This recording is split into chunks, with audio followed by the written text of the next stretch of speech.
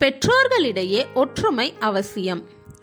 வீடு பிள்ளைகளுக்கு கல்வி கற்கும் ஒரு பள்ளியாக அமையணும். இது நடப்பதற்கு பெற்றோர்கள் கிட்ட ஒற்றுமை நிலவணும். இலகிய மனதோடையும் கவனத்தோடையும் வார்த்தைகள் பேசப்படணும். இத செய்ய தவறும் போது சாத்தான் அவனுடைய சோதனைகளை திறந்துடுவான். அதுக்கப்புறம் அவன் வெற்றி மேல வெற்றி பெறுவான். அதனால பெற்றோர்கள் ஒருவரோடு ஒருவர் அன்பாகவும் தயவாகவும் நடந்து கொள்ளணும். ஒருவரை மற்றொருவர் மதிக்கும்படியா நடந்துக்கணும். வீட்டின் சூழ்நிலை விரும்பக்கூடிய வகையில இருக்க ஒருவருக்கொருவர் உதவணும்.